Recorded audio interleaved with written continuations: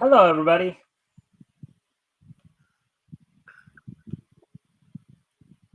Hello, hello, hello. That was my other type of sound check there, Rick. I Yeah. was doing. So, anyways, all right. So I guess we'll try this, and because it looks like we do have at least two people watching, so rather than do that, all right. Yeah. So, um, Rick, you want to introduce yourself before we get going here, and tell everybody who you are and what you do and all that, and you can of course share a link if you'd like. I am Rick Piper of Cross Comics. I make comic books. I'm pretty much the only one for Cross Comics at the moment. I've hired some people out here and there to do stuff, or am hiring. I'm not sure how you want to put that, but If you can keep them uh, entertained for a moment as well, Rick, I'll be right yeah. back. Uh, so tonight we are going to be doing some Archie superheroes. Although it's not Archie yet because Archie has yet to be introduced into the comics. So it's just MLJ, Pep Comics #1. We're doing it. Archie superheroes. The Shield, not Canadian Shield. He's mine. The Shield, and of course, the Comet. What will we learn about these fine fellowed fiends?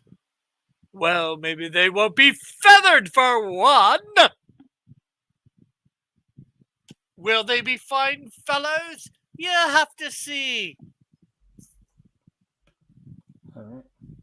So let me do one last little bit here, and then we'll talk. And Rick, thank you for giving at least somewhat of an introduction there to what we'll be You're, doing.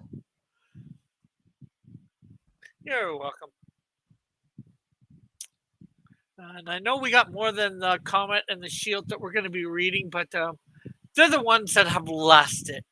Actually, I thought about redoing some of the artwork in these in my spare time.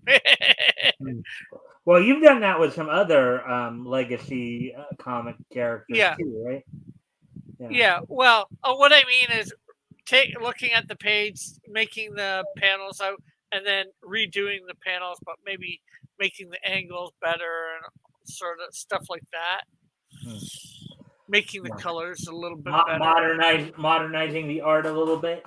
Yeah, From yeah. So all right. So basically, yeah, we're going to be looking over Pep Comic Volume One, Number One. At the time, the company was known as MLJ Enterprises Incorporated. Um, Now known, of course, as Archie Comics. yes, Um, and not quite as much known for their superheroes. right. Albeit they had some very interesting, names for some superheroes, and of course, now as Rick mentioned, of course, we'll be looking at the Shield and the Comet. Those are the two superheroes, and then also we'll be looking at Sergeant Boyle, who is an American student studying in London, who, when the war started, um, as he was leaving England to return to America to try to stay out of the war, his ship was attacked, and he ended up going back and joining the British Army to fight Yeah, off Nazi Germany. You have the Queen of Diamonds, and you also have Fu Cheng, which is another Chinese detective type story. So with that, so that sounds just the first one. Well, sort of the way when you're first describing it sounds like it could easily be a movie. American student in London. well, there is the movie American Werewolf in London. Yeah, no, that's what I said. Instead of American Werewolf, American student in London. Yeah. So, anyways, of course, we're gonna give a little bit of an introduction to the characters. The characters we'll be talking about, and featuring here, and then we'll get into the readings here. Um, Actually, we're at the 5 minute mark, or just past the 5 minute mark now. Yeah. So let's see. Just should I? You think I should get started, or should I wait? Yeah, because it's probably going to be a little bit longer tonight because of the intros to at least two of the characters. Yeah. You know, you know. depending on how fast we read and how much commentary one or both of us gives, Yeah. you know, on the stories, I'm sure, I'm sure I'm gonna comment quite a bit on the comment. I've Well, already read it. hopefully we'll get some more people into watch. Now, as always, guys, of course, if you haven't already, if you can like and share the stream, see if we can get some more friendly people in here, that'd be appreciated. Also, if we anything here as as we're reading, going over the material, anything here catches your attention, feel free to comment and or ask questions, and we will try to answer the questions to the best of our ability. So with that, why don't we go ahead with the intros here? Started with these and talk a little bit. Now again, I'm not going to read the full bios. I'm just going to go over as I said. The I may do the introductory, but I must admit, probably the Shield did inspire the Canadian Shield a little bit and how to do his powers and all that. Like I said off air, I read the DC version Impact imprint of the characters, and they're a little different than the ones that I read here, but I think it inspired a few of my characters. All right. So, well, and as let's see, did they show here? So that's what he looks like right there. Yeah. Well, that's not what he looks like yet. There's a different image. If you actually go up to the first page or the cover for this, you see it better what he looks like. You mean that cover? Yeah, right there. That's more what he looks like right now. The Shield.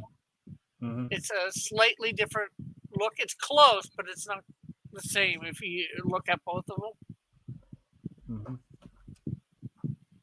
All right. So, anyways, powers. Shield serum. Joe Higgins, who is the identity of the Shield here, is infused with the Shield serum, affecting his body in numerous ways. According to his father's last words, Shield describes how the serum affects the human body. Yes, and you're going to notice a very much similarity to a certain character. Super leaping. The powers.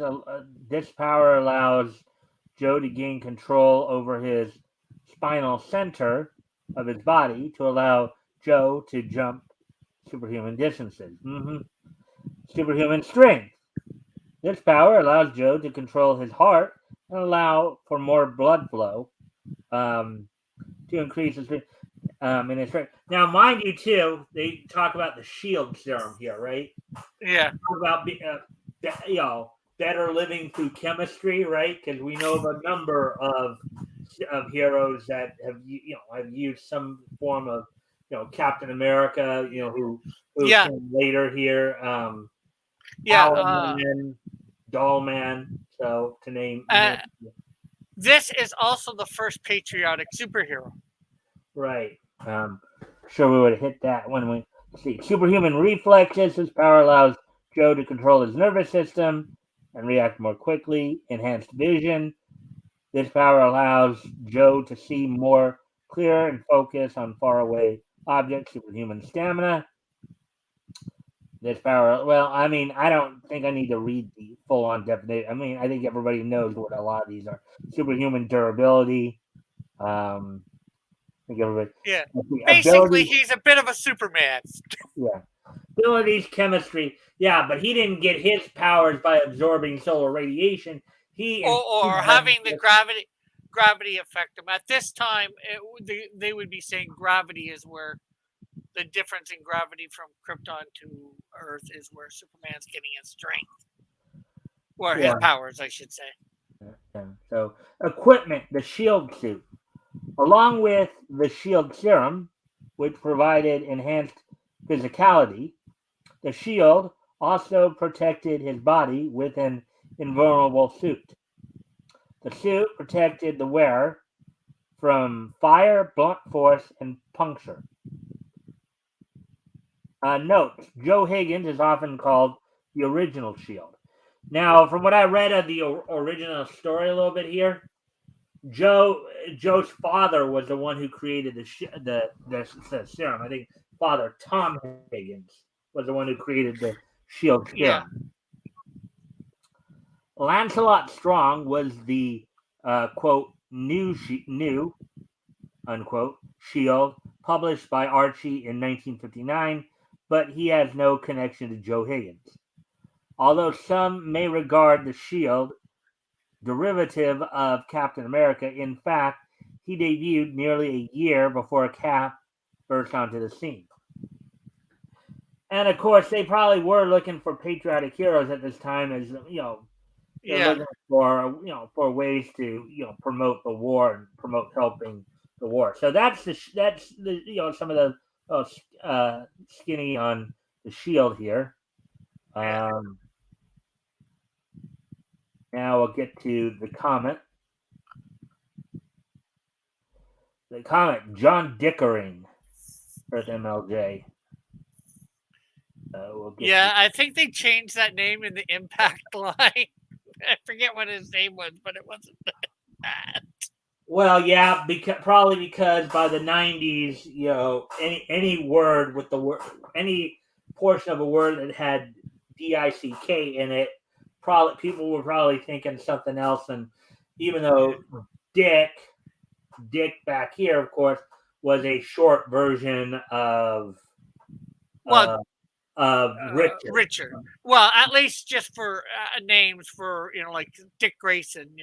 Obvious Dickering would not be short for Richardering. Yeah, It's just. but then people might say that Dickering is a derivative of Dick. Well, anyway, so powers. So here's the comet's powers right here. Energy projection. Because he injected himself with gases, that changes his body. That changes his body, manipulates energy. So, and I think sure, and then super leaping. Okay. I wouldn't really call it super leaping. It just made his body lighter than air. Yeah, actually, that and they make that. I think they make that point too, because of the gases he injected into himself. He became light as air and could leap great distances, simulating flight, which is basically what you just said there. Yeah. Let's see, weaknesses. Power limitation. He cannot penetrate glass with his beams. In other words, the energy projection. He can become exhausted if he uses his beams for extended periods of time. So basically utilizing his powers. And this is an alien hero too. This is somebody who came from space, from what I understand too. No.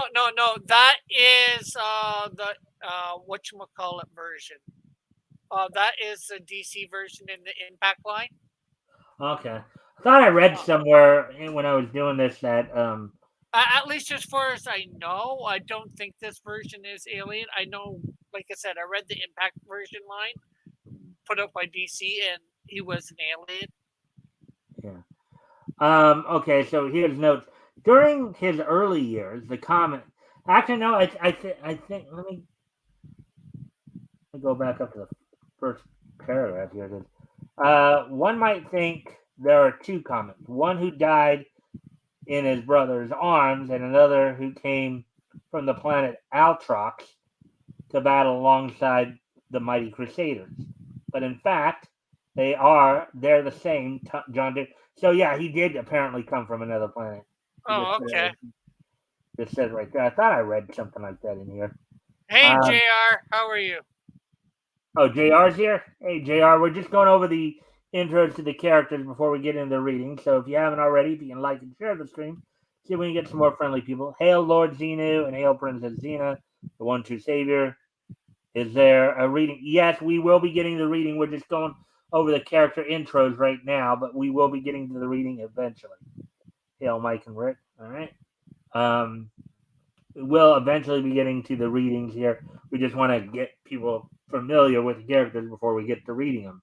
So during his early years, the comet disintegrated 4 unnamed crooks, 2 spies, police officer O'Hara, um, and mobsters, the Master, Dr. Zader, and Satan, in parentheses there.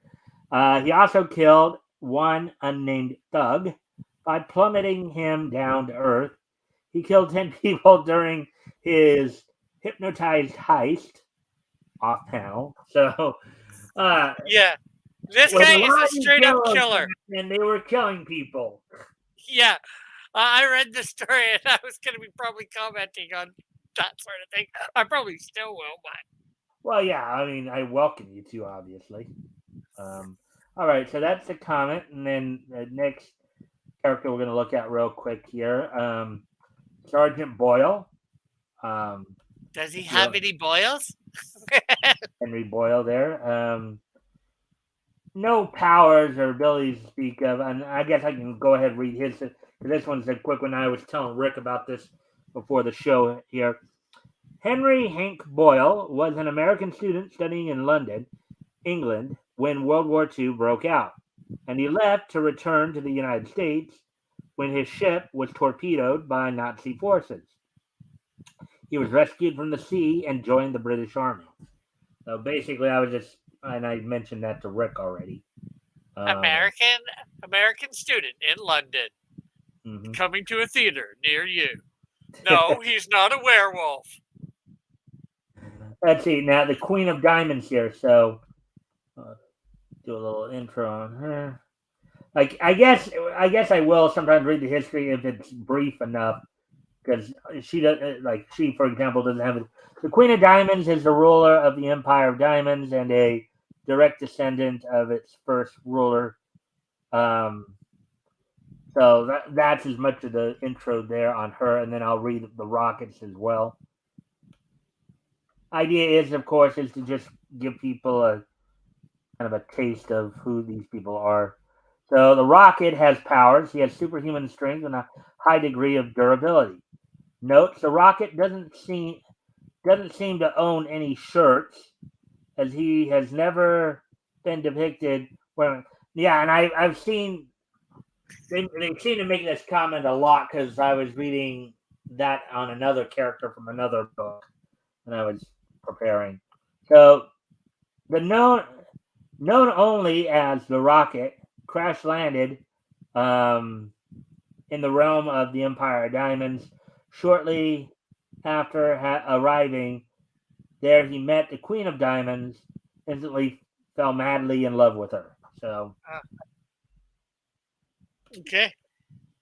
and then the last intro before we and Tay Ming right there is basically ends up being Fu Chang's love interest. So here's Fu Chang. He gonna karate chop you. Okay, that was bad, right? Yeah, so let's see. And then that I believe is Tay Ming, but and then you have Ling Foy and Judar the Evil. So anyway, the powers, genius level, intellect, equipment, magical chess pieces, and then he owned a car and a speedboat. So the magical Aladdin's magical chess pieces here. Ooh. The magical chess pieces, originally owned by Aladdin, were passed down through the generations until they came into the ownership of Sing Po, a wise and learned man who bequeathed them at his death to his favorite student, Fu Chang. Fu Chang used the pieces to fight crime in San Francisco's Chinatown district and to protect his beloved Tay Ming. List of the magic chess pieces: top hat magician, soldier, woodsman, mermaid, angel, airplane pilot, woodsman again. Okay, I'd like to know, how do you have an airplane pilot and a set of chess pieces that is hundreds or thousands of years old when airplane pilots did not exist till the 19th century? I don't know. I'm sure we will have a chance to look at that when we read the story, Rick. Doctor and Winged Man. So maybe it wasn't an original chess piece. Maybe it was a chess piece that kind of materialized, sometime during his adventures. Okay. If that's the case, I can buy that, but if not, I don't know. Again, that's just my speculation. And then there's Tay Ming. There's Fu Chang's love interest right there.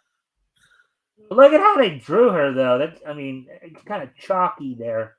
Yeah, well, it's a bit different if you look at the two images. Like that's nice. It's the other one that is a little wonky. Yeah, she looks like some sort of alien there. Mm-hmm. But we were talking about that. I think what was it the other day in the last week with the Human Torch story too. All right, so there we go. With all the intros. Now why don't we go ahead and get to the we'll get to the readings the here. Featured presentation. Right. You are Rick. And now we bring you our feature presentation. Thanos, the Infinity Finale. No.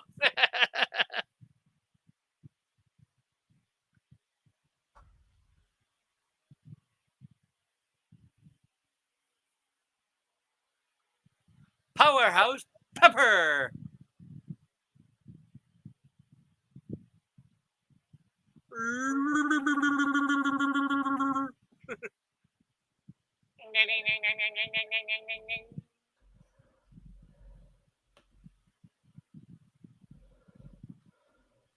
Okay. And you gotta hit the button to go. Oh no, you don't. That's just the page. The title. Yeah, well, yeah, on readcomics.com I can just scroll down. I don't need to. Oh, I didn't have it on the. I didn't have the scroll. I had to press the arrow to go to the next page. But I looked through it earlier. Yeah.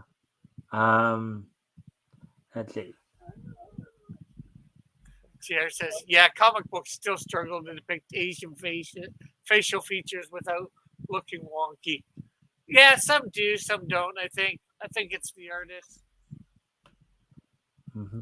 So here we go. And you can see all that, right, Rick? Yeah. All right. January #1. So the cover date was January. Action detective adventure. Pep Comics introducing the Shield. G-Man Extraordinary. 10-cent, 64 pages, all color. Also, Bentley of Scotland Yard, The Comment, Midship, and others. And then here's, of course, some ad pages here. Throw your voice. Yeah. Some interesting stuff they try to sell to people, huh? Yeah. The Shield. G-Man Extraordinary. Let's see. I guess by Irving Novick. All right, so here we go. Joe Higgins. G-Man Extraordinary is the Shield. Only one living man knows the Shield's true identity, and that man is the chief of the FBI. Because Joe's father was killed in the famous Black Tom explosion set off by foreign spies during the World War, he, from that time forward, swore to devote his life. Yeah, I know. To devote his life. Okay, hold on. Okay. Swore to devote his life to shielding the U.S. government and its people from any harm, and succeeded in securing an appointment as a G-man to carry out his avowed purpose. Because of his uniform, he is called the Shield. That makes sense. That does kind of look like a shield, doesn't it? Yeah. Let's see. This uniform of his own secret construction, not only is bullet and flame proof, but gives him power to perform extraordinary feats of physical daring and courage. Wearing his shield, he has the speed of a bullet and the strength of a Hercules. With these powerful forces, the shields, the U.S. government, or the U.S. government, government from all enemies. He shields the U.S. government from all enemies. The 4 white stars on the field of the blue signify to what he has devoted his life: truth, justice, patriotism, and courage.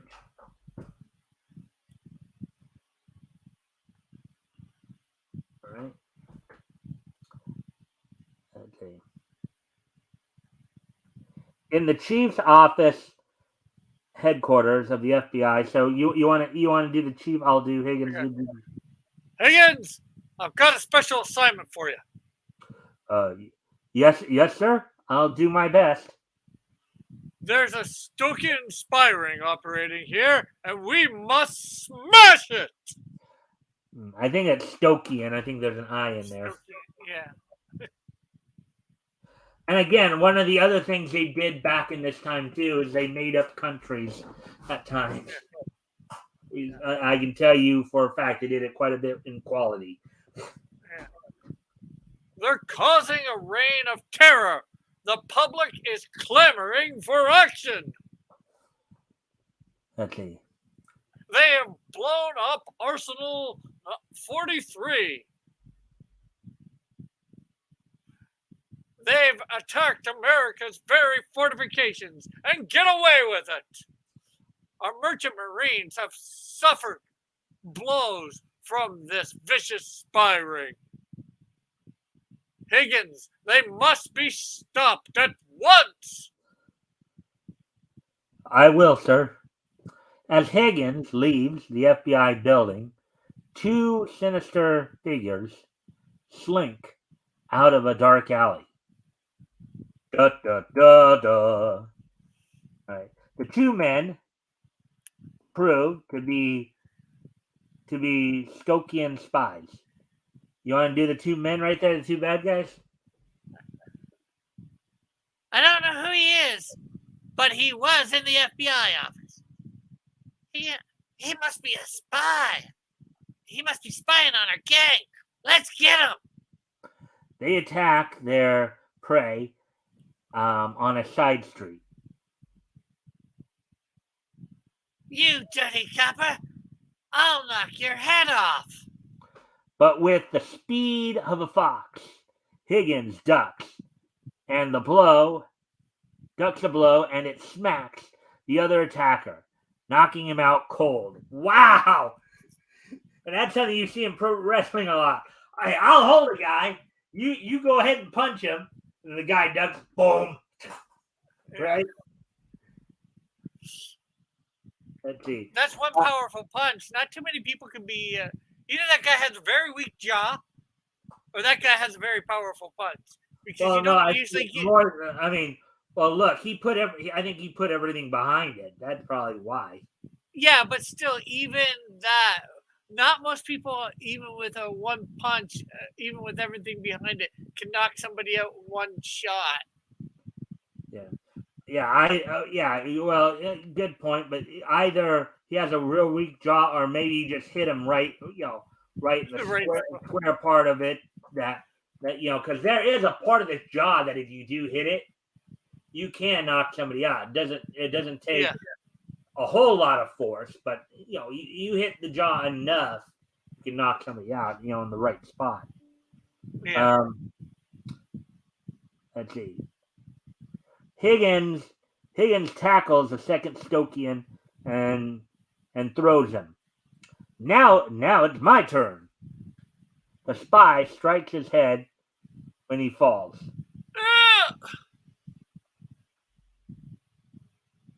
Higgins searches the stunned spy. He's a Stokian agent. All right. Here's a note from his chief.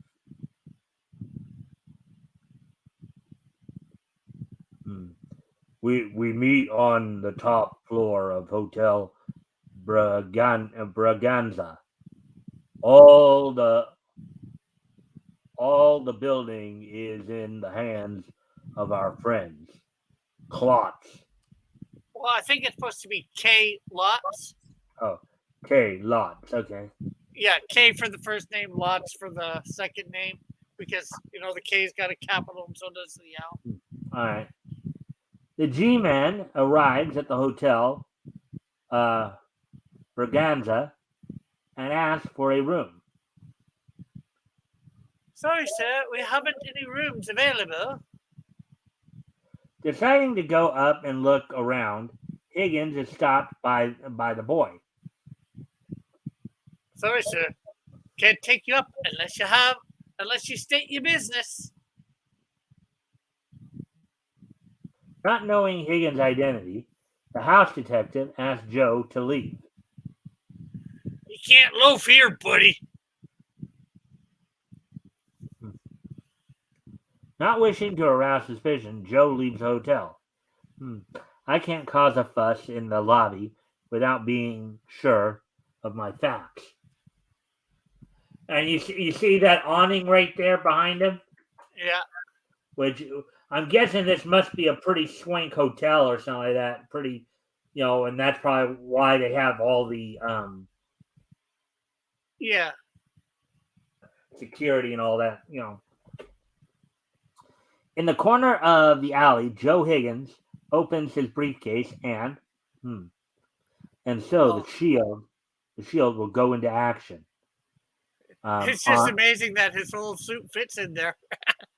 on another front. A moment later, in his startling uniform, Higgins becomes the dreaded Shield. Da da da da. Like a human fly, the Shield scales the walls of the hotel. And that's funny because they will have a character called the Fly. What, the Archie Comics will? Yeah. Yeah. The Fly, and then, of course, another wall crawler we know of that would come years after this is Spider-Man. Yep.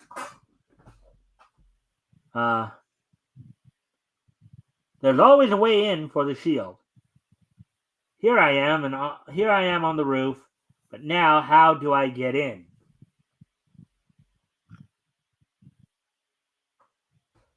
From a secret pocket in his uniform, he produces and sets up a radio sound detector. Look at that. Yeah. Look at how the technology was at that time. A radio sound detector right there. Just hooked it right into the wall there. Yeah. Now to find out if I can hear anything. The Shield hears a conversation going on below in a steel-walled room in the hotel. But what if the Shield, you can't touch us. This place is bomb-proof, bulletproof, soundproof. Well, not as soundproof as they probably want to think, right, Rick? Yeah. But the Shield's electric ear brings the master spy's voice to him. Well, not quite soundproof, and maybe I can touch them. The Shield makes a potent brew. If the hideout is bomb-proof, maybe this chemical will be better. So better living through chemistry, huh there, Rick? Yeah. It may be bomb-proof, but it ain't chemical-proof. A powerful secret formula cuts its way through armor placing. Look at that. In the hideout, just as the master spy boasts of success to come. Now for our big adventure to assassinate the army chiefs. Oh, isn't that just a mad plan? Look, the shield. Look out! It's the shield. He's torn through It's torn open. The roof. Shoot him down. I'll wipe him out. But the bullets flatten harmlessly on the shield's uniform. Look at that. Don't let him get away. He is a living shield, isn't he? Yeah. He is like a living shield. Yeah. Don't let him get away. Don't worry, I'm not leaving yet. The desperate men are like play things in the hands of the shield. Oh boy. And we've seen heroes toss around villains countless times in comics, haven't we, Rick? Yeah. Stand back. I want to see the papers in that cabinet. The chief spy crashes the sword down on the shield's head, but the blade crumples. Oh boy! Yeah.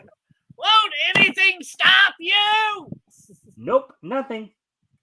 The shield pushes the chief spy to one side and goes through the files. These documents look interesting. Ignored by the shield, the spy slinks away. Here's the master plan of the whole spy plot. This clears up everything and stacks up high explosives. So the bad guy, as he's reading through the files, the bad guy is going to try to blow him up. Let's see how this works out, huh, Rick? Yeah. In a few moments, this time bomb will blot out the evidence and the shield. And the master spy escapes through a secret panel. Meanwhile, as the shield uncovers more evidence, this places the blame directly on the spies. Our country won't have to go to war. A terrific explosion rocks the Hotel Braganza. Rock Hotel Braganza. Rock Hotel Braganza. Boom! You remember that song? Well, I parodied it, of course, but you know what song I'm. Not really, but Rock the Casbah. Oh, you don't remember Rock the Casbah? No, I don't. Rock the Casbah, rock the Casbah. A song back in the 80s. Oh, okay. Passers-by are horrified, all but one. That settles the shield. The master spy, unnoticed, slinks away from the scene of the crime. Now, Rick, what do you think the term slinks means here? Sneakily, unnoticed. How do? Again, not necessarily a word we use a lot of today, but a word that was used more particularly in comics writing. Yes. I know what it means. It's just trying how to phrase it, to word it. Like you were saying, secretly get away kind of thing. Yeah. Sneak away. Anyways, you have some dialogue here. Now to set up a new organization and start to work again.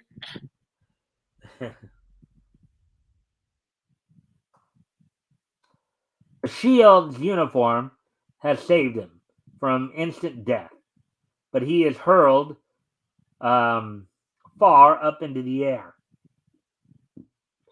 This will be a terrible fall even for me.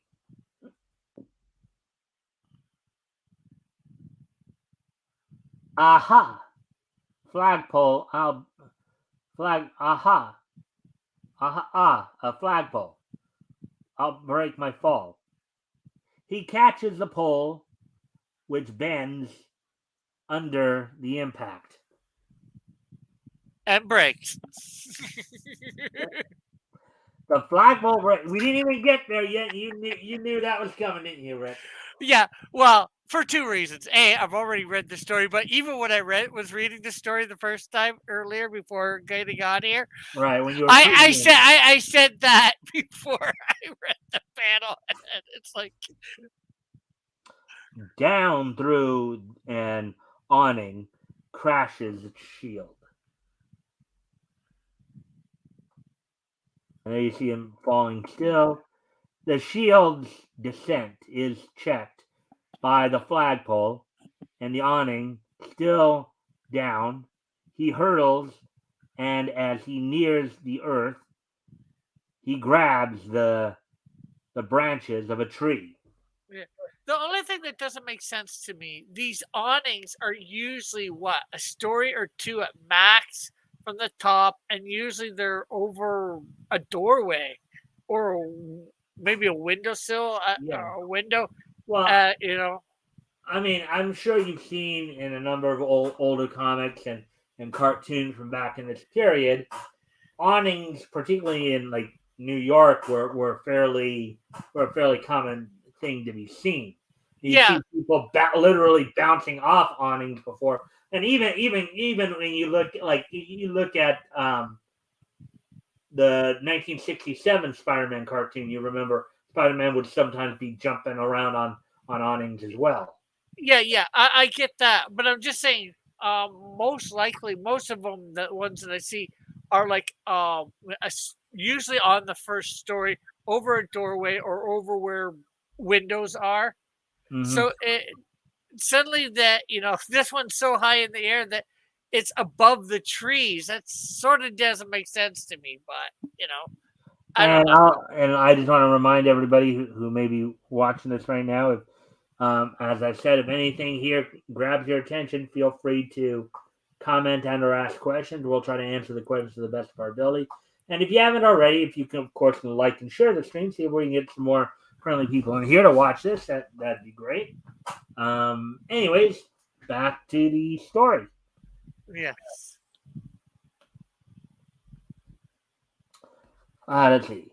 The shield lands on his hands, but immediately somersaults backwards, landing unharmed on his feet. Safe and sound.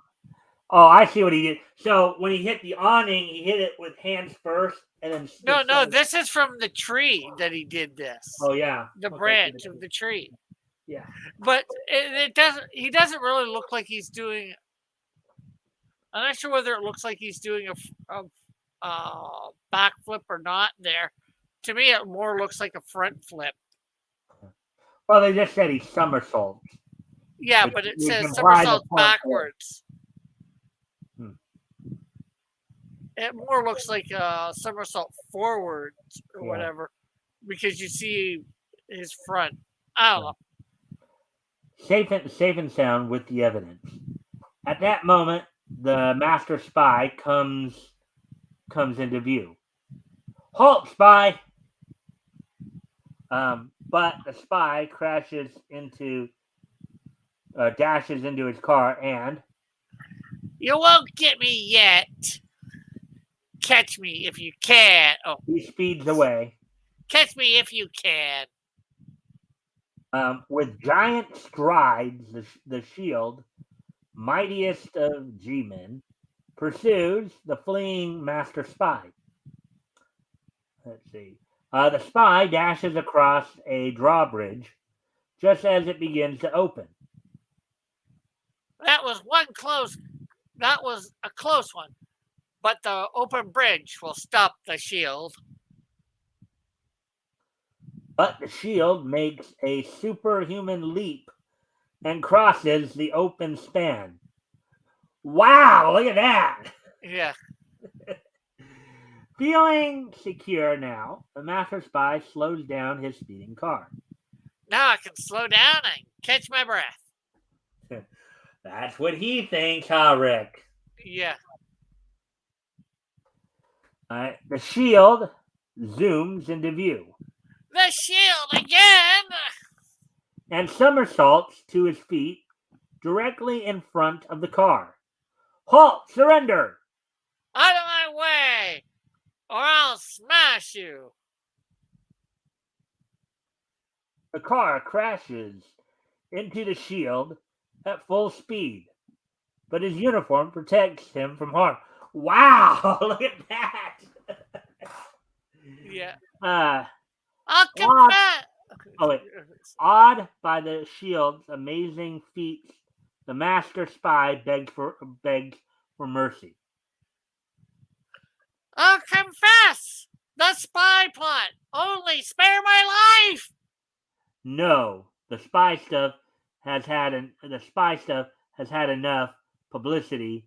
Confess that you blew up the hotel.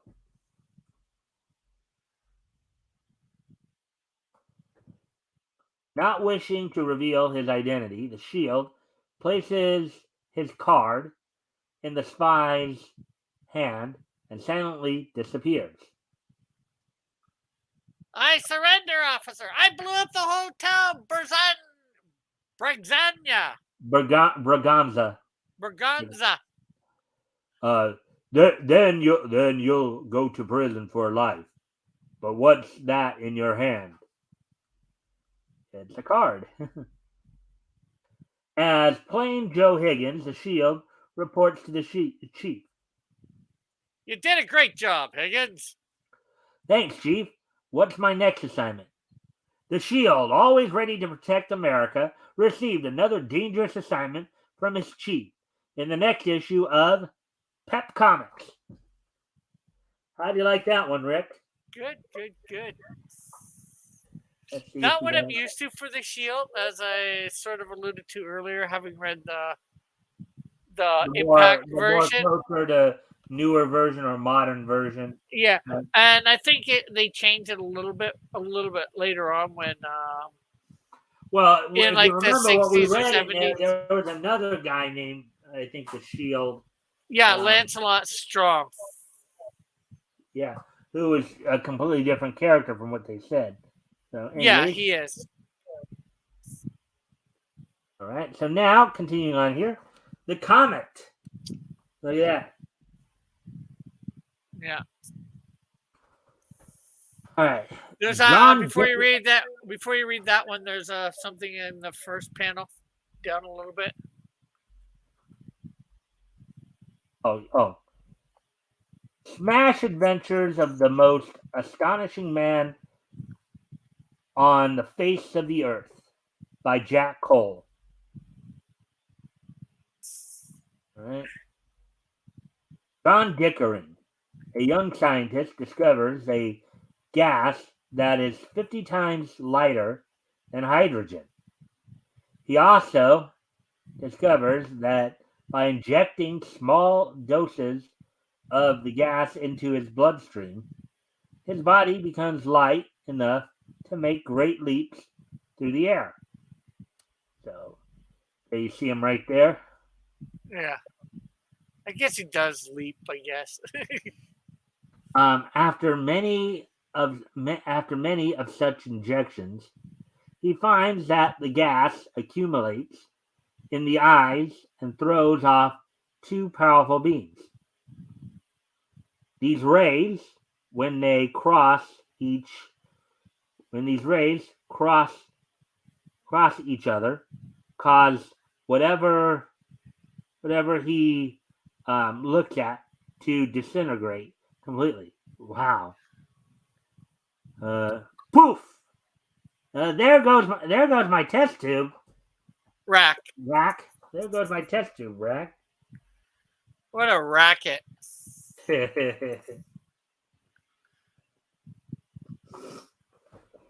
To prevent disintegrating everything he looks at, it becomes necessary for him to wear a glass shield over his eyes. For glass is the only thing that the ray cannot penetrate. Which is kind of funny because usually if you have like some kind of eye beam or something like that, glass is more likely going to amplify it. yeah. But in this case, it actually shuts it down. So, Yeah. Interesting. It would normally you would at least think it would reflect it. Mm-hmm. Yeah, but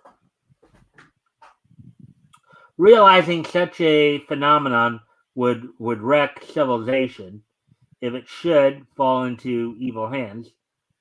He destroys the formula and makes a solemn vow to use his powers ever for the benefit of humanity. This is born the comet. The scene shifts to a small house in Chicago.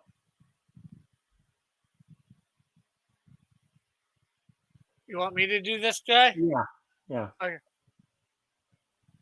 No more small time for us, boys. From now on, we're out for the real cash.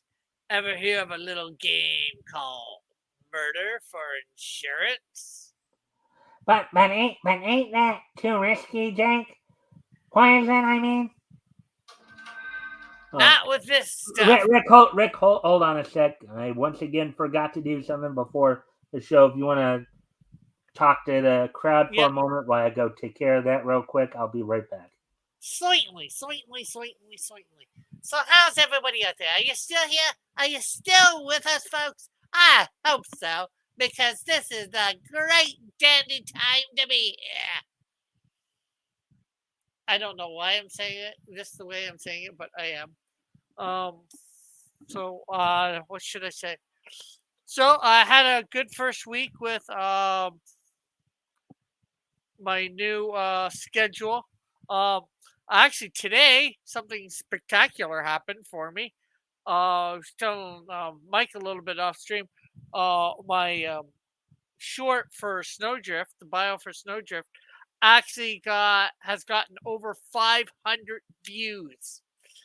This is my first video to go over 500, and definitely the first one to do it in like under 24 hours. So that is just truly amazing in my opinion.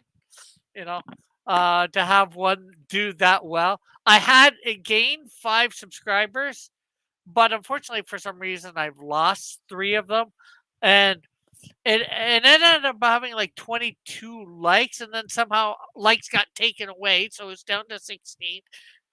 And for some stupid reason, somebody has 13 people disliked it, and 2 of those got taken away, so it's at 11 last time I checked. It's just crazy in my opinion. Some of this stuff. Let's see what it's at last. Oh, we're at 504 views, 16 likes, and 11 dislikes. I don't know why somebody would dislike something like this. So, this is, good. This is like the first time a video's done this amazing for me. No, it's only like less than a minute video, and unfortunately, the watch thing, probably not everybody's watched the whole thing. They've not done the whole thing, but hey, it is what it is, right? Which is sort of good just in and of itself. All right, so actually, it looks like we have a few things. I guess JR said some things here. Hey, terrific, Rick. Snowdrift belongs up with Captain Canuck. You will surpass how cool Captain Canuck was if you keep. I'm guessing Captain Canuck was a popular Canadian hero, I guess. Popular, I'm not sure, but definitely a recognizable one. He was done by a guy named Richard Comley. I think it was Richard Comley. How do you pronounce it? He's actually from this area. I took an art class with him actually back in the 90s or early 2000s. I think in the 90s. at a local college called Mohawk College. So And that JR that was saying that he's got to go switch some laundry. I got my laundry done today too. So. yeah. But yeah, Snowdrift and Captain America, Canadian Shield will one day, yes, be more popular than hopefully Captain Canuck. And Captain Canuck is only spelled with one N, although he's probably not even listening since he's. And he also said, "Hey, terrific, Rick," about because I was telling them about my video that got like over 500 views. Okay. Well, anyways, we can get back to the story here, and I think you were the guy. I had you be the guy in the hat, so I was the other guy. Yeah. Not with this stuff. Typhoid fever germs. Death from natural causes. No trace of any poison. Why, it's foolproof. Jeez, where'd ya get it? The boss is going to ship us a batch every week. Now, here's the setup.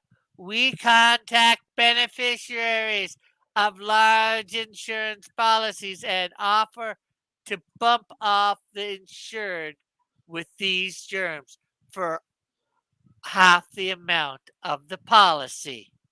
You gotta have to wonder though how they would find out who these beneficiaries are, because it's not like you can just go to a news. Even back in these days, you couldn't just go on the internet, and I don't think you could today either. I mean, that's like personal information of who would be a beneficiary of a particular. Well, also, who would have a life insurance policy that's big too? You maybe you assume the billionaires might, but or millionaires back then or whatever. But you know what I mean. Yeah. Soon afterwards, news of a great catastrophe terrifies all Chicago. Waukesha typhoid fever epidemic, Sweep City. The Comet receives a call from a friend. You want to be the friend there? Okay, John, can you hop the next plane for Chicago? It's urgent. You bet. That's one way of hopping the Chicago plane. Look what he did there. With the speed of light, the comet pierces the night. Oh, now there's and that doesn't really look like it's night. Well, yeah, but you know something. The alliteration right there with that narration. With the speed of light, the comet pierces the night. Yeah, he's a poet and knows it. Yeah, probably. At his friend's home, the comet hears a strange story. And he wanted to kill my wife with germs for half the insurance. He's coming for my answer today. I didn't dare notify the police. Can't you do something about it? At this point, the doorbell rings. Here's our answer, bud. You'll pay for this!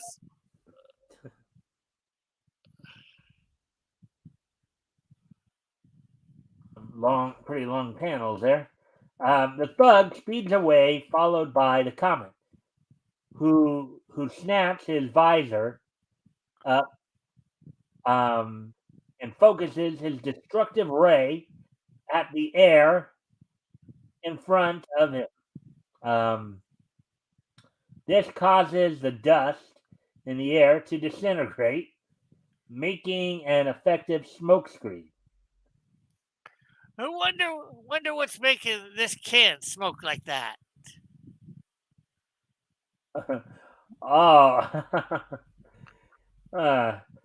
Locating the gang's hideout, the comet leaps high and what the crash? No, you don't. My gun! It's gone! Oh, no, out! Yeah, that's me. Out with it! Who's the boss of this outfit? We don't know, honest. We've never seen him. Actually, I think that's. Oh yeah, that was supposed to be me, I think. Yeah. We don't know. Honest, we've never seen him. What's this? List of names.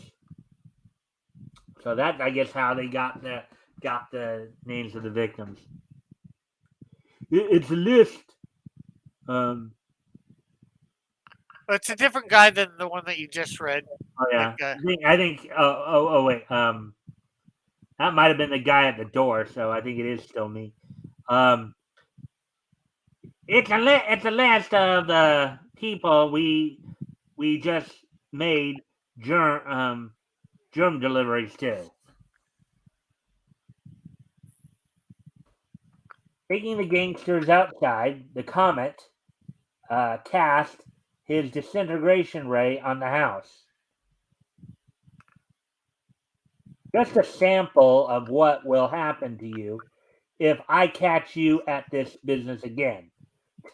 That's a hell of a way to scare him, isn't it, Rick? yeah. Well, my thing is, why didn't he destroy their vehicle too?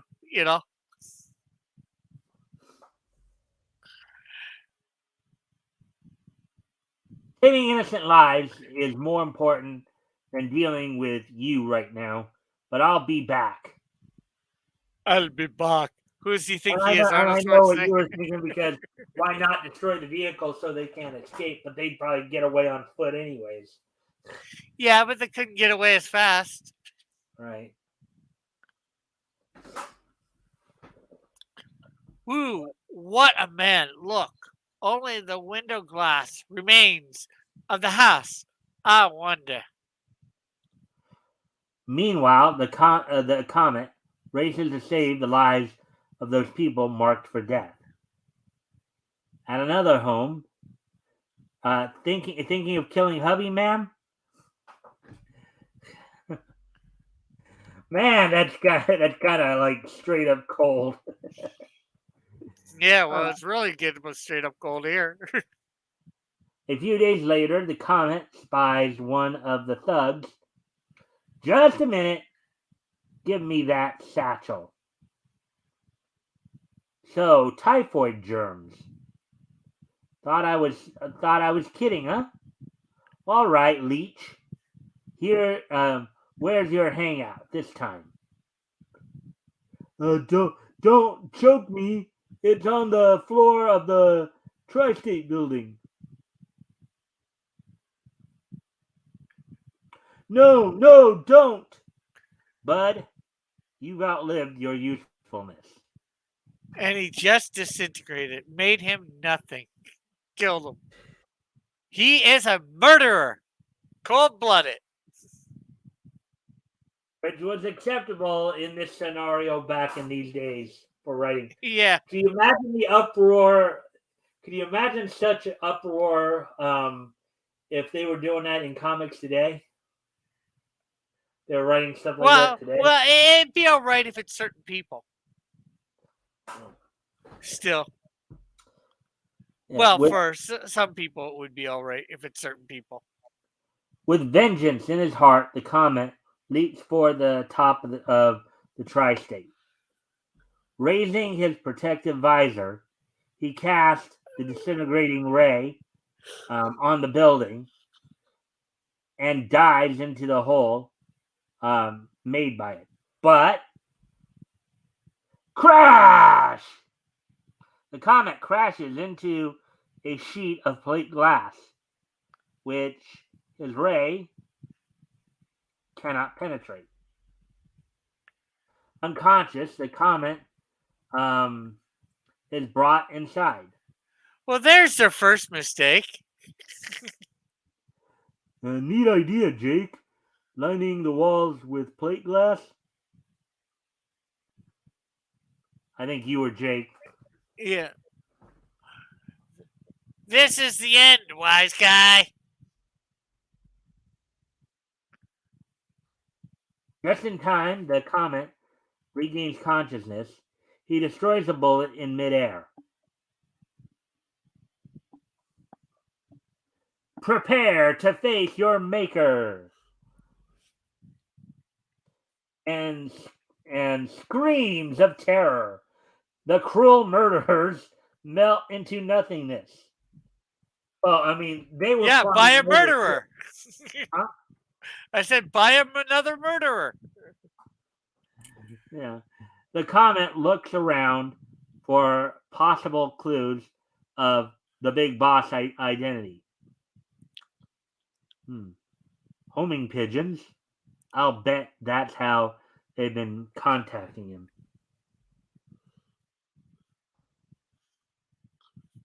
Let's see. Freeing one of the pigeons, the comet follows. It leads him to a beautiful home in the suburbs. There's a man leaving the house. The comet dives earthward. I'll sneak up on him. Ah! Dr. Archer. So this is how you spend your idle hours, dealing death and germs. Let me down! Do you hear? Let me down! As you wish, Doctor. The world has too many of your kind already. Eow! So in this story, he killed 4 people in cold blood. And so, with the gang demolished, demolished and dead, right? The comet flashes away on another errand of justice. Another errand of murder. Okay, maybe I know. I don't know. I don't know whether he's going to murder these nice people.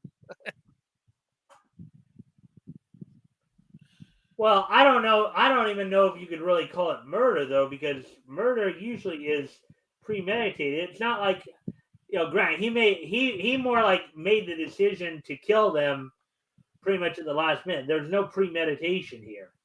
Well, it depends on what type of murder. There are murders that aren't premeditated, I think. I think it's the type of murder or whatever, or that's a second charge or whatever. The premeditation part. Could be. Another. Well, the one thing is he can probably never be charged because there's no body. Well, they'd have to prove that he did in a lot of cases, because for the most part, he disintegrates he disintegrates those he kills. So yeah, you got a good point there, Rick. So another thrilling comic story in the next issue of Pep Comics. There's Jocko, the little monkey.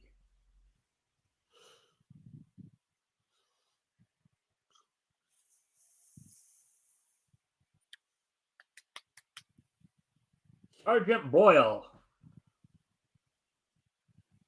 Let's just hope that. Well, I think he's too young to be worrying too much about having boils, as it were.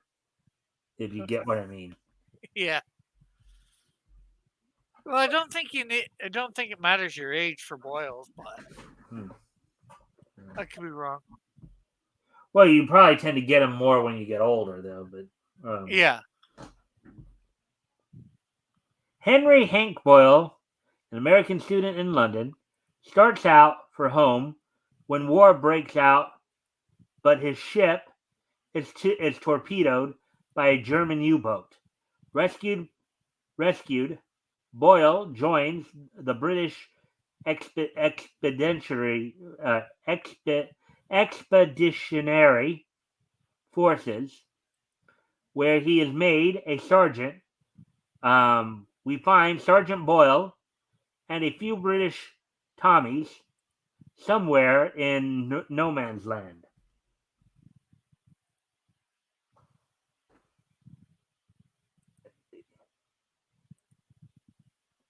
All right, you want to do the guy in the hat? I'll do the guy with the brown. I guess that's Boyle right there.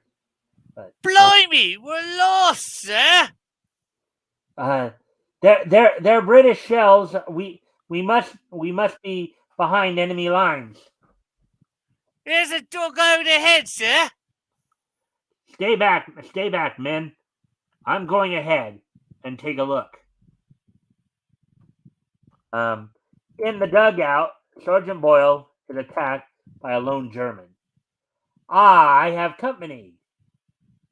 Pleasure is all yours. Sergeant Boyle whistles for his buddies.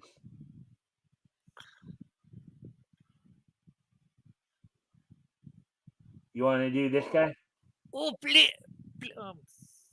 Ja, please do not shoot. That's the wrong accent. I was trying to go for German. Da, please do not shoot. No, no, no. Ah, no! Speak up. What are you doing here all alone? Or what are you doing here alone? I've got lost from my company and was left here. I believe it's pronounced und. Left company. And I was left here.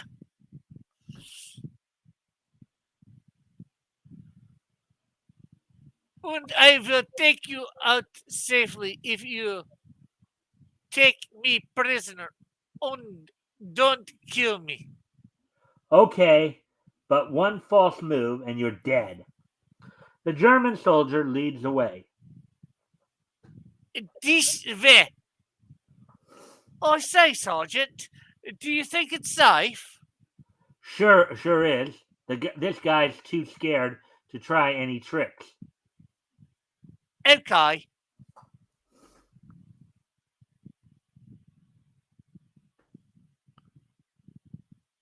The prisoner leads them into a German trench. You do the German so well. Go for it. Ach, what is this? Look out, men! It's a trap. But Sergeant Boyle lets go. That takes care of you two. Hearing the shots, more Germans come charging out with their guns. Here are your guns, gentlemen. Oi! Oi! Sergeant Boyle's furious attack sends the Huns temporarily to cover. It was a nasty rumpus, eh, Joe? You want me to do all these guys, or? Yeah, go ahead. Yeah, but where is Boyle? More German than that. Yeah. Last I seen him, of him, he was fighting like a wildcat. Don't tell me they got him. Look, guys, I hit the jackpot. No slugs, but TNT, sticks, and a switch box. Some of their weaponry, some of their bombs. Yeah. The Germans open fire as Sergeant Boyle and his men go over the top. Looks like there's more of them. Quick, into the shell hole. Amid relentless fire, the men make for the hole. The earth reeks with machine gun fire. See anything, sir? They're covering us with a machine gun. They settle down to wait for darkness. Glad we'll never be... God, we'll never be able to get out alive. Wait till it gets dark. I've got an idea. When night falls, quick, men, give me your jackets and helmets. Sergeant Boyle goes over to tackle the machine gun nest single-handed. Daybreak, the Germans think the jackets and helmets set up by Boyle are British soldiers. Look there! They direct their fire on the empty uniforms. This is your finish. Oh, look at that guy's face. I can't see. You gotta move it up. Oh, wow. Quick for it, Hugo. There is another. Wait. Look at that face, though. Look at that face. Yeah. Talk about a face only a mother could love, huh? Yeah. That's horrific right there. I mean, look like he's missing quite a few teeth. Looks like he got fangs as opposed to teeth there. Yeah. Okay, now go with the set. Now say it. Now say that. Quick for it, Hugo. There is another. The lone figure charging toward the Germans is none other than Sergeant Boyle. That will stop him. Let's see. Dodging bullets, Boyle hurls a grenade. I'll stop that chatterbox. The bursting grenade momentarily stops the enemy's fire. Yuck. Before the smoke clears, Boyle, in full action, storms into the nest. Wow. Oh, look at that! Look at how he's shooting the gun right there. Yeah. I mean, now, Grant, I don't know. It's kind of hard to tell if he's shooting into the forehead or actually into the eye right there. But either way, that's quite a damning shot right there. Hello, Woody. Oh, Woody's here? Yeah, he says, there is another. Sounds familiar. Huh. Yeah. All right. Anyways, as we continue on here, of course, if you haven't already, if you guys can like and share the stream, see if we get some more friendly people in here, that'd be terrific. Also, if anything we talk about here, or we go over here, catches your attention, feel free to comment and or ask questions. We'll try to answer the questions to the best of our ability. Okay, so the machine gunner trains his deadly weapon on Sergeant Boyle. Share your prayers. That's what you think. Dodging the shots, Boyle's bullets hit the magazine, exploding the machine gun. And a magazine here is, I guess, a place where the bullets are held in the gun, I believe. Yeah. I might find some important papers on these guys. Sergeant Boyle returns to his comrades. Man. Here's your stuff, men. Here's your stuff, men, and look. Man, it's good to, man, it's good to see you alive. Let's see. Boyle deciphers the secret enemy code. We've got to work fast.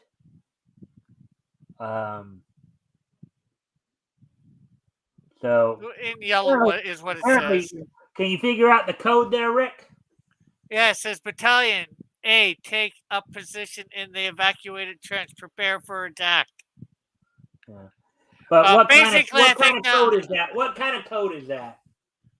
It's called backwards. Right. Pretty simple. Anybody could probably figure it out.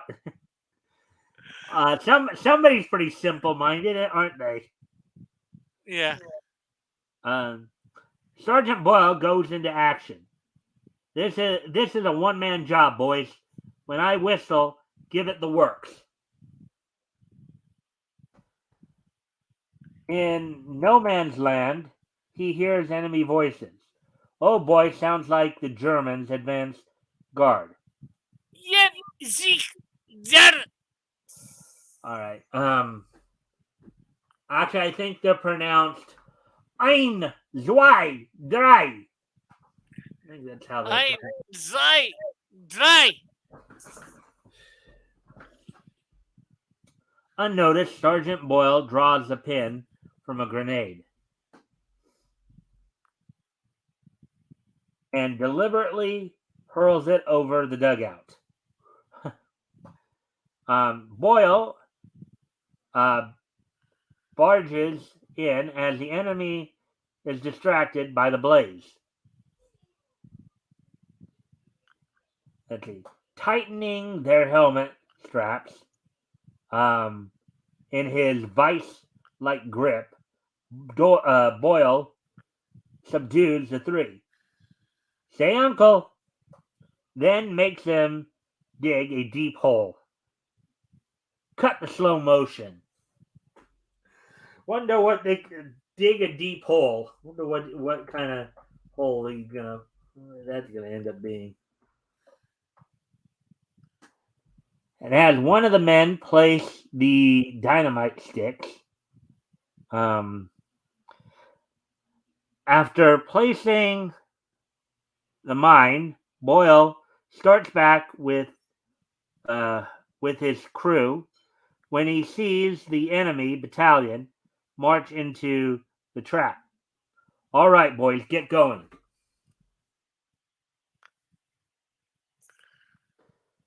The prisoners, seeing their troops make a dash for them, not knowing their fate. Come back, you fools! You'll be killed!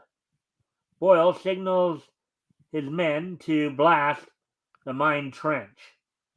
In the meantime, Hear that, boys? Hear that? Boyle signal. Here goes. the unsuspecting Germans fall easy prey to Sergeant Boyle's plan. Later, at headquarters, Out all night with, hey, Boyle, any trouble out there? no trouble at all, sir. Everything was quiet. Yeah, right. Another startling adventure featuring Sergeant Boyle will appear in the next issue of Pep Comics.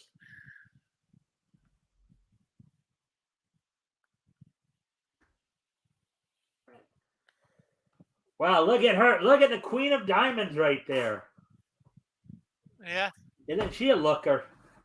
Yeah. Let's see.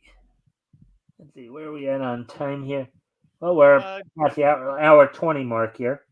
Yeah, hour 23. Yeah. JR saying, hey, Woody, may Xenu smile upon you this day. Let's see. Bunch of emojis. I have no idea what they mean. Well, there's a frog, an alligator, a turtle, some sort of lizard, something else, and a whole bunch of frogs at the end. Oh, there's an owl there, too.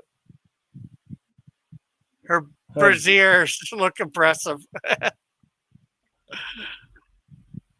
Mm-hmm. Let's see.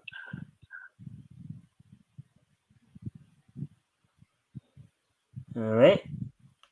Here we go with this. Let's see now. All right. So, the Diamond Empire, hidden wonder of the world, holds its secrets behind impassable barriers. Now, mind you, of course, there are a lot of these stories too, kind of Lost City type stories like this. JR says, what secret lies behind those impassable barriers? Mm-hmm.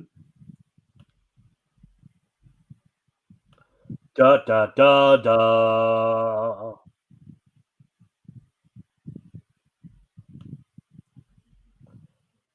But one day, the rocket, the sentinels see a strange aircraft just over the mountain barrier.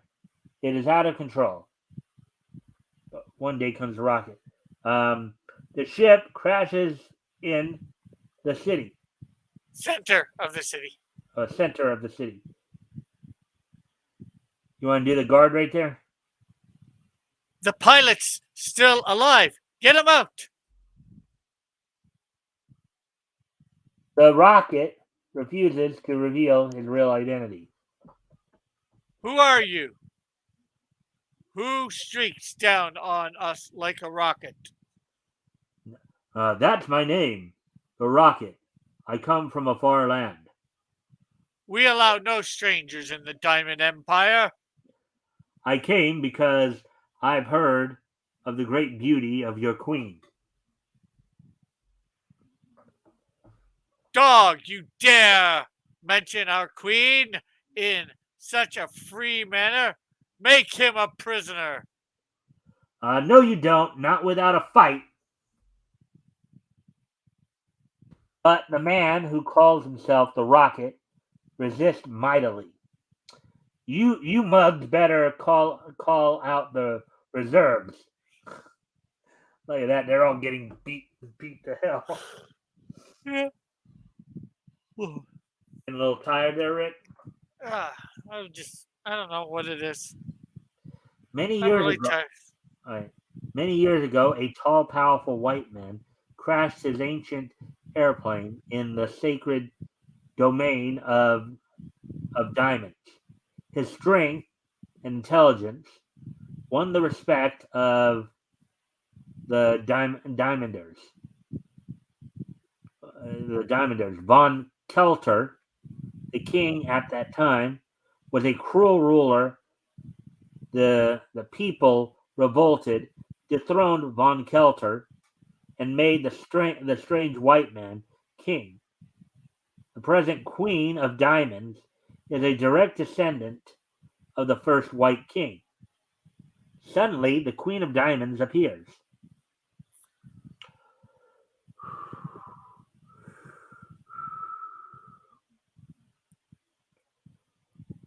Why the disturbance? The Rocket is amazed at the Queen's beauty. Are you some barbarian making war against me? Why, no. I make no war against beautiful women. Oh, what a line! What a line! I make no war against beautiful women. What a line! You know. Yeah. How do you think people would react to that line today? Well, some would react good, some wouldn't. I think it would trigger a certain portion of Yeah, the it would trigger populace. SCWs for sure. Yeah. The Rocket's remark angers the Queen. Insolent one, I shall punish you. Seize him at once. So apparently being called a beautiful woman's an insult. Hey, it's an SCW. It triggered her. Yeah. The soldiers hesitate before seizing him. Don't be afraid, Chief. I won't fight against the orders of so lovely a lady. He's still trying to put on the charm, even though she doesn't seem to be having it. He goes with them peacefully. This very day I shall watch him face ferocious beasts in the arena. It will be a pleasure to perform for Her Majesty. Wow! She's looking to kill him, and he's still head over heels in love with her. Go figure.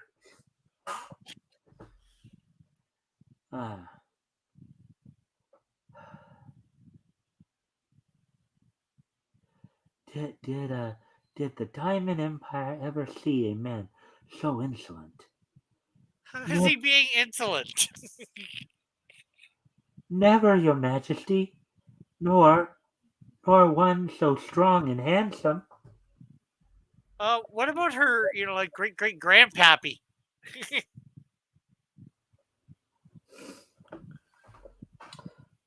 The mighty amphitheater, where subjects of the Queen gather to see grim sports. A little bit of gladiatorial type game setting here, right? Yeah, it seems that way. Well, let's see. Oh, the fate of the captive seems assured. Well, an African kitty. Talk about your understatements, huh, Rick? Yeah. A lion being called an African kitty. Okay. There's many different African kitties. Yeah. You got your lions, your cheetahs. I'm sure there's a few others that I can't think of at the moment. The rocket meets the lion's vicious charge with a left hook. Here's something to purr about, cat.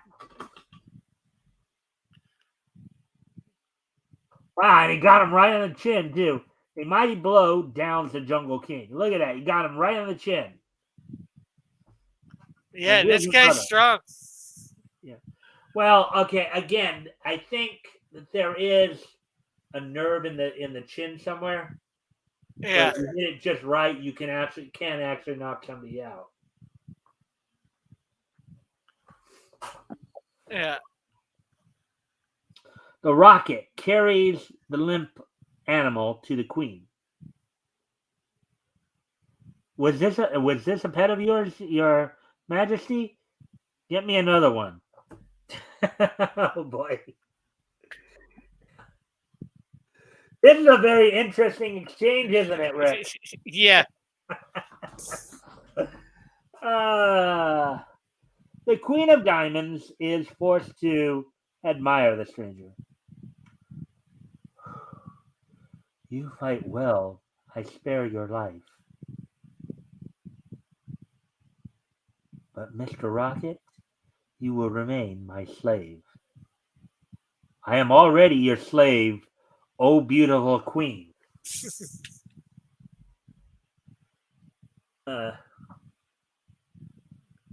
And the rocket. Go ahead.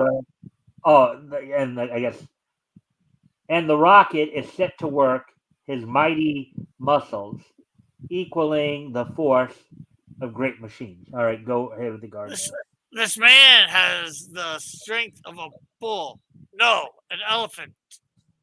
Meanwhile, members of the von Kelter clan, the family of nobles who ruled the Diamond Domain for thousands of years before,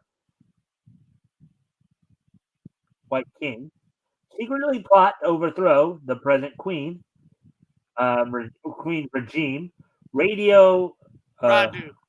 Rado von Kelter, cruel and vicious leader of the conspirators, desires the crown. We shall kill the queen. You will rule, von Kelter. Von Kelter enlists the vagabonds of the kingdom. Remember, you'll be rewarded when the queen's dead. And the murderers in the queen's prison.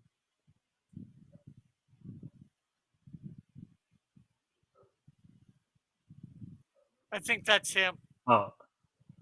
You will be secretly set free to help us. At dawn of the day set for the outbreak, the conspirators sneak up on the loyal guard. Take that, fool. And the hidden hordes rush forth at the signal. The time has come. A furious battle rages. The royal guards, outnumbered, are prepared for fighting. Everywhere, loyal subjects of the queen are being killed or driven away. Down with the queen! In the palace machine rooms. Fool! The rule of the queen is over. Better join the forces of von Kelter.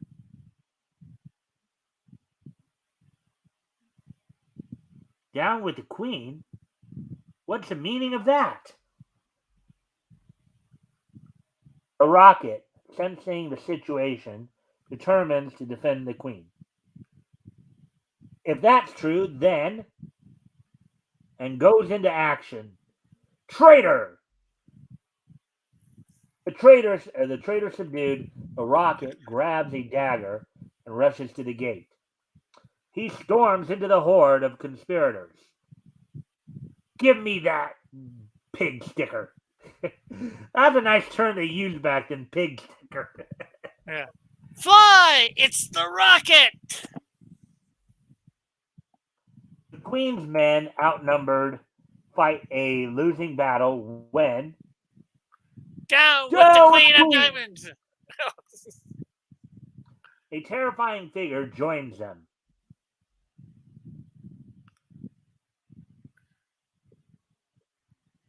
I think that's one of you guys. Run! He's a demon! Fighting like an unleashed hurricane, the rocket turns the tide of battle.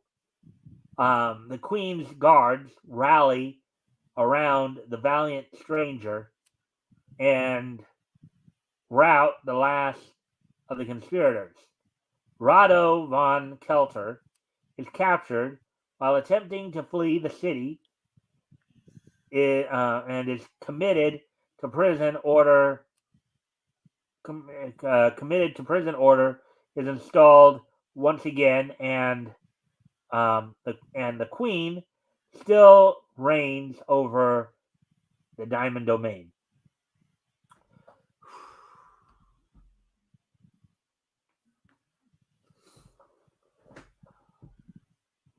Why did you do this for me?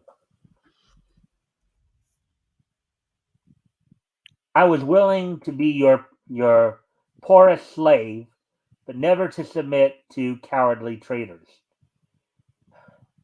In that case, you are no longer my slave, but my chief captain and trusted friend, Sir Rocket. But will Rado von Kelter give up his fight for the crown? And who is the Rocket? Don't fail to see the next issue of Pep Comics. You know, I'm actually surprised you. Well, what did you think of this story, Rick? Particularly their interaction. Interesting. Well, obviously he's simping for her. Not that that's necessarily a bad thing, but you know the feel I get. I'm sure I'm actually a little surprised you didn't you didn't draw this comparison, because one of the things I was in terms of how they kind of just put this in right away like this. You know what it kind of reminded me of? You remember the Zatara story we read a while back? Yeah. Where he got transported to the other dimension and didn't know. It's like they seemed, now granted, I know we've talked about this before, where sometimes they do that because they only have a certain number of pages to do, and sometimes they just leave out details, but kind of had that same feel where you just had a lot of big holes there. It's like, well, mentioned that he had heard of this Queen's beauty, but why is she so resistant to him? It's like they were speaking like two different languages, it seemed like. Yeah. Well, yeah, she's definitely resistant to him. JR says that queen is still displaying her powerful barriers. Will Von Kelter rocket?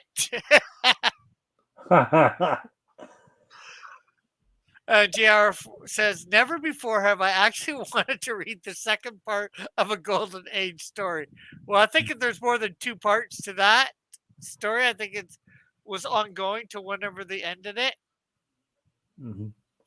But unlike that one that you were mentioning, that other story, the Zatara story. The Zatara story, there wasn't quite as many gaps. This guy came, he heard of the beautiful queen, she was beautiful, so he didn't care about whether she was good, bad, or in between. He just wanted to defend her and be on her side because she's beautiful, Mm-hmm. He wasn't trying to. It wasn't about what side was right or wrong for him. And then we are told that this one guy was a terrible leader and his descendants a terrible leader. or wants to be the leader, and they make him show you a little bit that he's a terrible guy, just a little.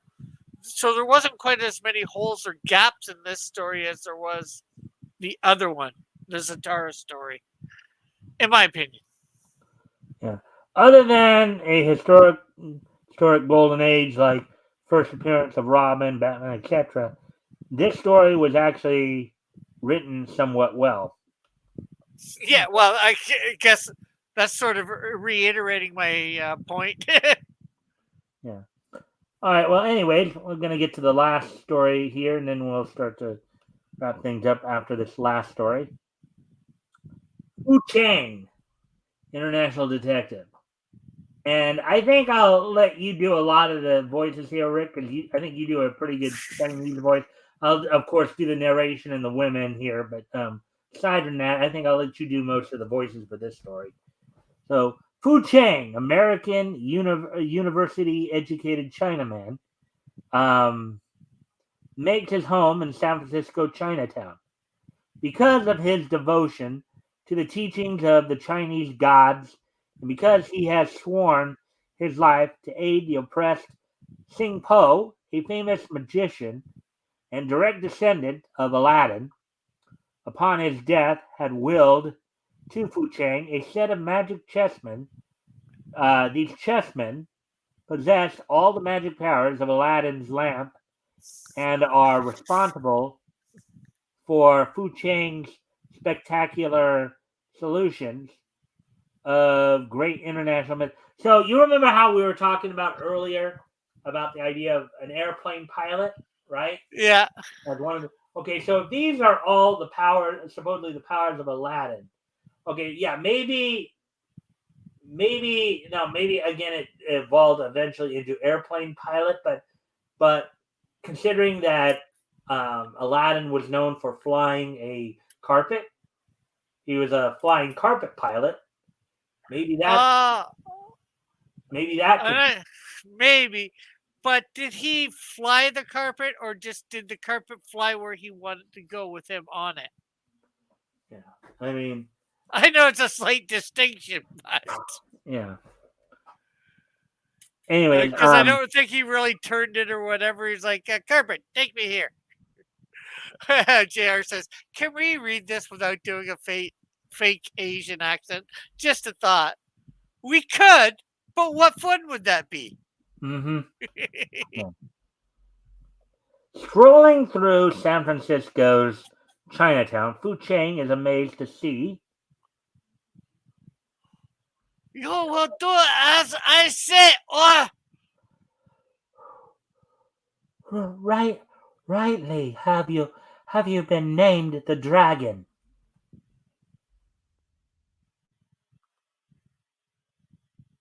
You can go ahead and do him too. I'm just gonna do the women and the narrator here. Well, I thought you were gonna do the I'm giving main. you all the guys for this one. I thought you were gonna do the main guy. This is the main guy, I think. Yeah, well, I'm letting you do the main guy as well. Okay, just because he's American. Rick, I was so impressed with your Asian accent. I'm basically giving you all the guys. Basically, the only characters I'm going to do for this are the narration and the women. Okay. You have everybody else. Okay, well, I would just because this guy's American, a regular American. I don't think he's got the Chinese. Okay, yeah. I'll go back up and read the intro again. Fu Chang, American university educated Chinaman. Okay. Chinaman. Okay, my bad. Oh, take your degraded hands from the person of the highborn, Tay Ming.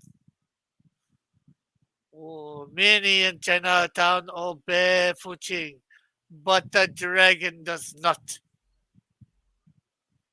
But like lightning, Fu Chang wards off death and then flings the dragon heavily over his shoulder. Wow, look at that. You see that? Yeah.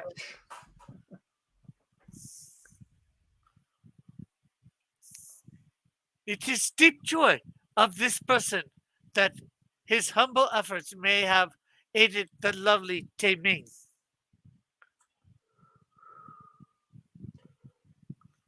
The illustrious, wait, the illustrious Fu Chang, misunderstood. There was no trouble, no danger. And Tei Ming flees in confusion, leaving her rescuer alone. She is in peril, though she seeks to hide it. Why? Mine is the power to reveal this injustice. Later, in a secret cellar in the heart of San Francisco's Chinatown, look at the far right corner there. You see that? Left, right. The chess set. Yep. He dons his native garb. Great God of my forefathers, all things are possible with your help. Once again, I seek to discover rights. Discover. Once again, I seek to discover and right a secret rum. Fu Chang turns his attention to the magic chessman. His choice lights up upon one of the strange little figures. I summon the warrior to help me. Hold on a sec. Did you just put out a video while we were talking, Rick? No, I put out one earlier today. Because I just got a notification that you just put out a video. Okay. What does it say? What the video is? I already clicked it. I already cleared it, so I couldn't tell you. Okay. And then the graven image of Fu Chang's god stirs and awakens. Let it be, as Fu Chang desires. The hand of the god moves. Live and serve Fu Chang. That might be the okay. Actually, I think you need to say it because that's not narration. I don't think. I think that's the god talking. Rick. Live and serve. No, both of those. I initially thought they were narration, but I think when I was okay. Yeah, the hand of the god moves. Live and serve Fu Chang. Let's see. Meanwhile, at the dragon's headquarters, a visitor arrives. Oh, so you have become reasonable.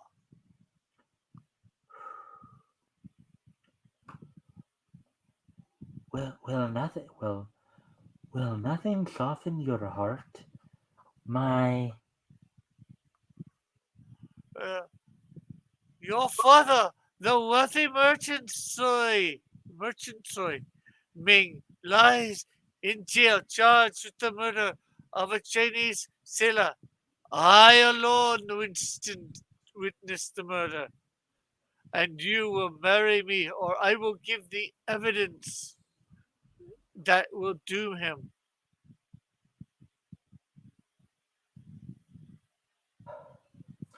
I still hope to be saved. I feel the presence of a friendly power. Nobody can hear us in this room. Not even a bird could enter without my knowledge. But as the dragon boasts, a stranger indeed overhears. Choose Tei Ming and do not hope for help. Not even Fu Chang. The tiny spy has heard enough and heads for home.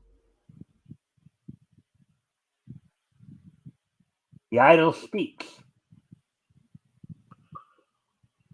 The facts unknown are now known about the dragon's hold upon Timing.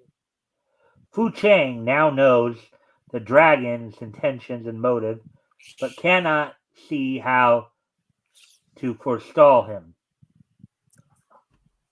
If if the dragon witnessed the murder, might he he not have committed it instead of Sui Ming? But he thinks maybe he thinks that maybe he thinks that Choi Yeah. Ming was framed. Maybe. Yeah. Here, young one. Read about the mysterious murder of Chinese sailor.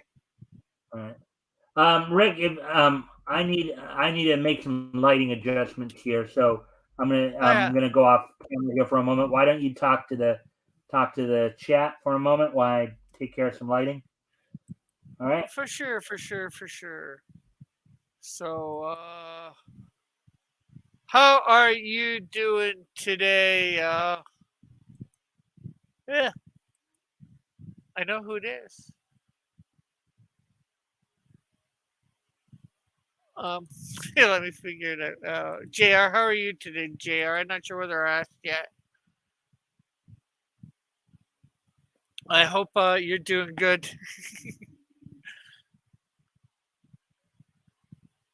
So, what have you been up to this week? Hey, Woody. I'm waiting for my laundry to be done. Then I can go to bed. Yeah. Cool, cool, cool. Rick, I've been listening the whole show. Oh, that's good. That's good. Have either of you caught my shows this week? Are you liking the new format over on Cross Comics? 5 shows. We're actually going to be upping it to 6. Monday, I'm going to actually be. Well, not this Monday. Because I'll do my one show Monday. I think I've been saying I was gonna do 2 shows this week Monday. I'm gonna be I'm gonna do my noon show and then I've got to go out of town for something.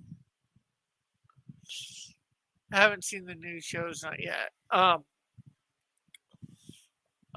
But yeah, I'm doing 5 shows a week: Monday, Thursday, and Friday at noon,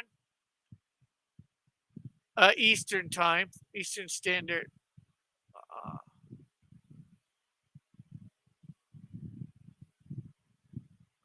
and Tuesday, still doing the chill stream, and then Wednesday nights usually it's going to be at about 5 o'clock Eastern. I'm going to be trying to interview people about their books and all that they have on either GoFundMe or somewhere like that, or Fund My Comic Book. Hey mom, I'm just on Mike's reading some old Archie. Where are you going out of town? Toronto. I'm gonna go see a documentary done by Rebel News. Let's see. Yeah, on my downstairs computer, I'm coding upstairs. Ah, cool, cool, cool. I missed your shows. I will catch this week's. Yeah, so yeah, this week I started doing 5 shows, JR. I haven't seen the new shows not yet, no. But I did look a few weeks ago. I know you've been busy, and I read the last one. Well, it looks like you guys been having a pretty good conversation going while I was gone there. Like I said, Yeah. it was starting to get pretty dim in here, so I needed to make some lighting adjustments. So we'll continue on here then. Get through this story. But we are going to run just past the 2 hour mark here. Yeah. All right, We so know. go ahead. Oh, wait. Okay. Fu Chang seeks out the ship of the dead sailor. We know he was visiting Sui Ming, delivering a letter from China which contained money. Then to police headquarters. There was no letter. We didn't find the knife, but he was lying dead in Soy Ming's house. And Again, finally, back to his lair of magic. again, God of my forefathers, give me a helper, one with all-seeing eyes. As you, it shall be as you wish. Awaken and help Fu Cheng. Oh, now to prove if my guess is correct. And into the dragon's den he burst. I come to prove the blackness of your heart. Oh, you can prove nothing. Leave this place and take your silly toy with you. Oh, not so fast. My tiny helper seems to tell me something. Look, yes, he says that you have concealed something behind that hanging. Stone bark. Let's see. Okay. Clipped on the chin by Fu Cheng, the dragon grabs the curtain for support, exposing the letter and murder weapon. This is the murder weapon, and this letter brought by the sailor to Soy Ming contains money. You are the culprit. Oh, I confess. I killed and robbed the sailor and hope to frighten Tei Ming by incriminating her father. Don't hurt me.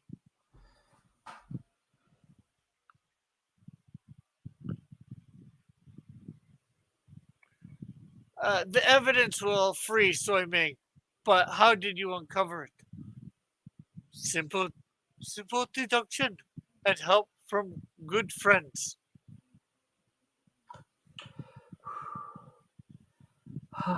How can I thank the illustrious and superlative Fu Cheng? By allowing me to serve Tei Ming.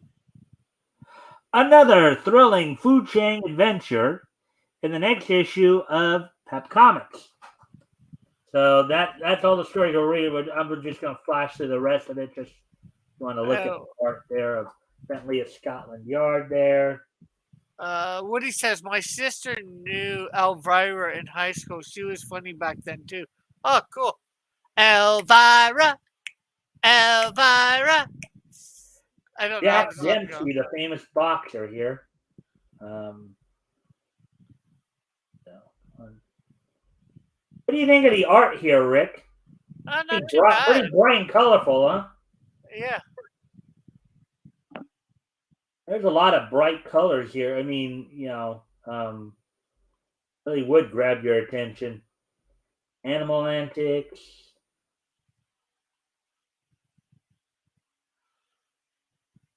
Midshipman here. Hey, it's Riverdale. K.O. Ward.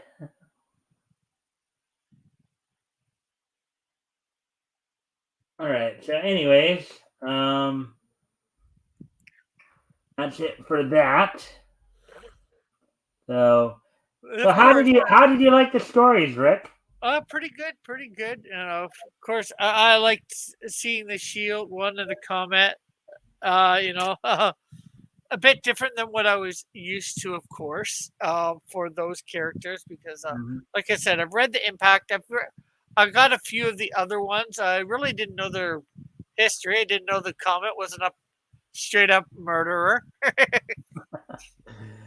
Yeah, that was kind of interesting, but well, a Uh, lot of the heroes that came about originally in the Golden Age, though, they did. I mean, even Batman in his in his very first appearance in Detective Comics number 27 had very much a very similar attitude there. yeah. Now, granted, he may not have actively killed the guy in that, but he basically had the same attitude. Well, that's a fitting fate for that lot kind of thing. So Yeah. Well, um, yeah. I think you can put the Comet in the ranks with Wolverine and the Punisher. Yes, it's the Punisher and Comet together for the first time. They're killing criminals. yep. All right. Well, anyways, today, and Rick, if you can stick around for a couple minutes after the show, we're going to do this day in Nietzsche history. Then we're going to, wrap things up, and then if you can stick around for a couple minutes after the show for post show, that'd be appreciated. Yeah. So today being Friday, July 7th. Now, mind you, for DC fans, this is also the golden age or Earth 2 Johnny Thunder's birthday today as well. He'd be 106 years old if he was a real person. But anyways, so with that though, we're going to take a look back at this day in Nietzsche history. History! First off, we're going to head back to 70 years ago today, back to 1953. And on this date in 1953, That's a little bit of time ago, Sonny. now, as part of Dell's four-color comic book collection, this is the 490th issue of the four-color titled Jungle Gym. Now, let me just go here real quick. So, the four-color is the unofficial name of this series, which is a series of unrelated one-shots. This is the second series of four-color one-shots. Issues are listed under the indicia title. Some numbers do not exist. So this is the 490th issue. This series ran from 1942 to 1962. Oh, Dell Comics. Yeah. So on this date, 70 years ago today, the 490th issue of the four-color series from Dell Comics titled Jungle Gym. That doesn't look like Jungle Gym. That doesn't look like a Jungle Gym. I think in this case it means like Jim. His name is Jim, and he's a jungle adventurer. I think that's what they're. Yeah, doing. Yeah, I know. I'm just joking. So, anyways, so that's that, and then moving ahead to 2003, which was 20 years ago today. 20 years ago today, and back in 2003, Monday Night Raw held its event from the Bell Center in Montreal, Canada, and the main event saw the Bubba Ray Dudley and Rob Van Dam defeat two members of Evolution, Randy Orton and Ric Flair. Molly Holly defeated Trish Stratus in a number one contenders match for the WWE Women's Championship. Chris Jericho defeated Mark Jindrak. Rosie, with Rodney Mack and Teddy Long in his corner, defeated the Hurricane. And to start off the night, Booker T defeated Christian for the WWE Intercontinental Championship in a no count-out, no disqualification match. So that happened 20 years ago today. Cool. And now we go to 5 years ago today, as on this date back in 2018. This date back in 2018. First off, on this date in 2018, Cartoon Network, let's see. On this date, the first 20 episodes of the Cartoon Network Studios produced Summer Camp Island premiered on this date back in 2018. So 5 years ago today, the first 20 episodes of Summer Camp Island premiered on Cartoon Network. So, and as soon as I can find, of course, my cursor.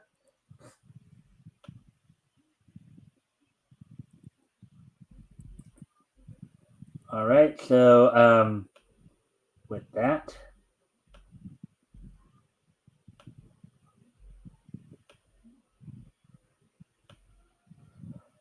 And 2018 is just so nice that we're gonna hit it twice.